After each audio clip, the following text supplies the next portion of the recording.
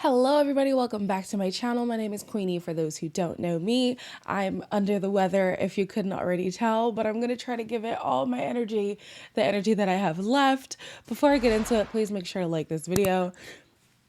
Oh gosh, it's already starting. Subscribe and hit the bell and leave a comment down below. So this week is the start of I think it's only one episode of Final Dates. Anyways, it's the final week of the show. So the final dates have started with April and George. April takes George on a plane just to kind of give him a taste of what she's going through while getting her pilot's license. Getting in a plane always fills me with a bit of fear. My last bit of trust is trusting you with my life and my cubs. You be part of their lives. Yeah. And that's the last little bit. Yeah. I've always said to you, if I end up 100% trusting you and I can say it, I'm in love with you.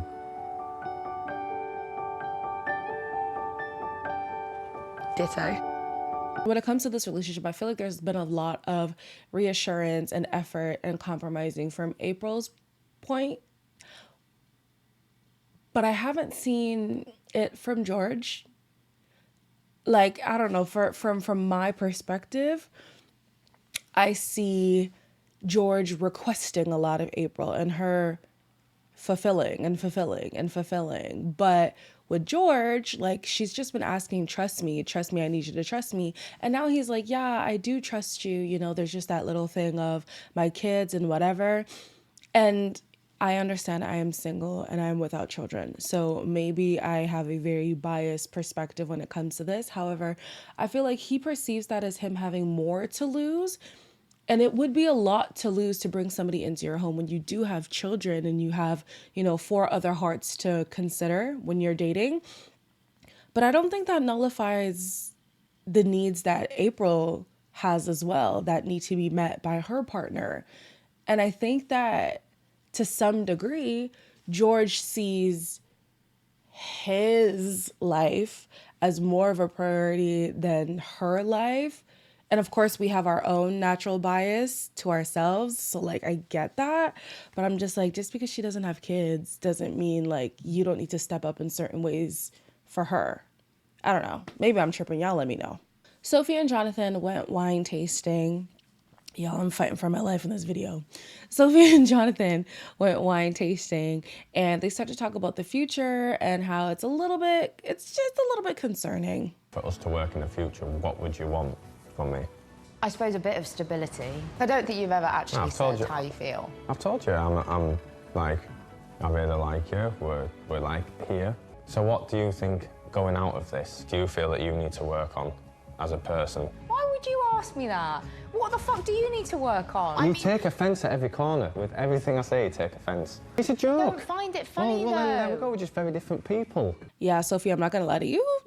This was on you this time. This was on you. Literally, the man just asked a question about, like, what's the future, and somehow she took it offensively. Then she was on guard, then he was on guard, and it turned into a fight. So I'm just like, Sophie, this one, I'm going to attribute it to you, absolutely. However, for the longevity of their relationship, if there was to be a relationship post the experiment, it's either she's going to have to be okay with the fact that he does tend to throw jabs in a joking fashion, or he is going to be the one to be like, I need to take things a little bit more seriously and not be teasing all the time or joking all the time, because you don't know how it's going to be perceived. The problem is I don't see either of them compromising in that way, because he sees his joking nature as just how he is, and she's always going to be on guard with him, maybe because she doesn't fully trust him, or she does have an inkling in the back of her mind that this is not going to work. So why would she want to dive in completely just to be let down? I do think she is keeping her guard up, and that's why little things that he says that was intended to be a joke, she does take seriously, and she does end up being offended by. I don't see them working. I really don't. It was a great, little wedding segment, honeymoon segment. They had a great first half, but in this latter half, it's not looking good. With Thomas and Adrian, Thomas would have preferred to go to a spa, have something relaxing, whereas Adrian, so the intentions were right, okay? He wanted to recreate the bond that they created on the honeymoon. He has a selective memory, though, because their honeymoon was not that great. I mean, Adrian couldn't have picked a worse date. I absolutely hate this sort of passion. and he thinks that this is going to reignite something from Mexico. Mexico was fucking honeymoon from hell. I think Adrian is trying to keep hope alive because he does have a strong attachment to Thomas, but I don't think that attachment is going to lead to a relationship, a romantic one. I think that their peak of their relationship is just going to be friendship, to be honest with you, and that's okay. I think he really wants to keep Thomas in his life for a very long time, and right now they're in an experiment that requires some kind of romantic connection, so you kind of have to keep that door open. But in reality, I don't think Adrian wants to be with a partner like Thomas long term. Thomas is also growing weary of this relationship as well. I don't see them lasting romantically, but I can see them being very good friends. Zoe and Jenna went to it wasn't glamping, an eco-friendly glamping experience. And they're talking about the future, which they are excited about. But the reality of where things stand between them is that a lot of things aren't really lining up. So where do you reckon you see yourself in 5 years? Maybe living together, but then it obviously sparks the kids' conversation, doesn't it? I pretty much said no from the start. It might change in the future, but I can't give you an answer right now. Zoe has fears that if she stays with somebody who is indifferent or maybe leaning towards not having children, is going to lead to what did I just forgot what I said. Y'all, the fog I'm having in my brain right now is insane. I don't even know what I just said 30 seconds ago. I think I was saying she'll resent somebody who's indifferent about kids. Yeah, let's go with that. What is happening to me right now? Oh my gosh, I'm so sick.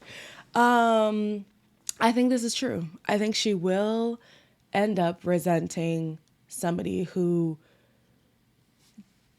doesn't end up wanting kids and she's already fallen in love with them. And now it's kind of like am I going to put my desires to the side because I want to be with you, or am I going to leave you, who I really do love and have an attachment for this desire that's always been in me? I think it's better to just end it where it is and find somebody whose goals and ambitions and future planning does line up with yours. Even though Jenna isn't like a hard line, no, I don't want to have kids, I think the indifference is enough to say, hey, this is not going to work out. Because then they also have the discrepancy in where they want to live, the difference of opinion on a lifestyle and, dietary choices and whatnot. So yeah, part ways. Part ways. Call it quits. I think it's easier for everybody that way. Shanita and Jordan had a very cute date. They went to a private screening. Well, obviously it had to be private because it was their wedding, but a screening of their wedding to jog their memory and how cute it was, and just, it was so cute. I feel like we're different people back then, like we've been through so much. Look at our mum's faces. Look at my hands shaking, look at... It literally puts you right back in that moment. It's mad. And now... I can't even speak. I love you for being you. You need to appreciate, like, I'm in this for you 100%, do you know what I mean? No, God's sake, I want to leave with some makeup on, for sake. From the beginning, their connection has been evident. It has been genuine. It has just been, not anything that anyone else in this season's process has had. And so I look at their journey, and even though they've had little spats here and there, they handled it with love, grace, and haste. Okay, they really didn't lament on things for too long. They wanted to resolve things very quickly, which I appreciate. And I'm losing my voice, but we're gonna push through. I think they can work. I think they can work. Even with the little tips that they've had, it hasn't been like, oh, I'm going to start a problem. It's like, oh, here we are discovering that we have a difference of opinion on certain things. How do we come back together and resolve it? Whereas with like a Thomas and an Adrian, I feel like Thomas starts problems, which is not conducive for a healthy relationship. Whereas these people are finding out they have a difference in opinion or perspective, and then they iron it out. I think they could work. We've seen the connection from the beginning. It's been, going strength to strength throughout the season. If they don't work, I truly will be surprised, honestly. Last but not least, we have Matt and Whitney, who had a luxury hotel experience. Baby, they had the champagne, they had the roses, they had the bubble bath. It was really cute. I feel like you've got the the better view of the romantic stuff. You've got me. Oh, yeah. What else do you need to That's see? what I meant. Yeah. I couldn't imagine us, number two, not living together. Yeah. Like, I ain't driving 3 hours every bloody weekend. We would have absolutely beautiful children. We would. Like, no doubt. They'd come out with tattoos on their bed, doing press-ups and handstands, sorted. My toxicity is absolutely flaring up because I don't even remember them being with other people. I just see these two and I'm like, perfect match. Forget infidelity. Cheating, pish posh. I like them together. They are so sweet. Like, I've always been on, the Matt team. I loved him when we first met him. It's unfortunate the experience that he had to go through with Gemma. But with Whitney, yeah, we didn't like her in the beginning. She had her little turnaround or whatever. And we just realized, honestly, she's just a wounded person. She's not an evil person. She's got a lot of trauma, as a lot of us do. And so to see them bonding and having this new love story that could potentially stand the test of time, I root for it. I do. They are neck deep in feelings of love for each other. I know some people in the comments were saying like, well, who are we to judge like whether or not this is love? It's not that I don't think it's love. I just don't think it's that deep, long lasting love as of yet. It definitely has the fruits of that, the potential of that. I just think it's still very puppy love-ish and very lust driven. However, that does not mean that that cannot grow into that real sustainable love. Anyways, he done got a tattoo saying, I appreciate you, because that's what she said to him. She has a picture framed or something like that about that exact same experience that they had, the whole appreciate you thing. Hey, I'm ready for the reunion and y'all better be together.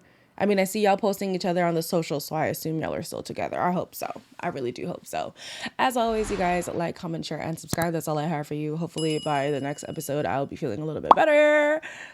Unlikely, because I've been sick over like the last 2 weeks, but it is what it is. And I'll see you guys in the next one.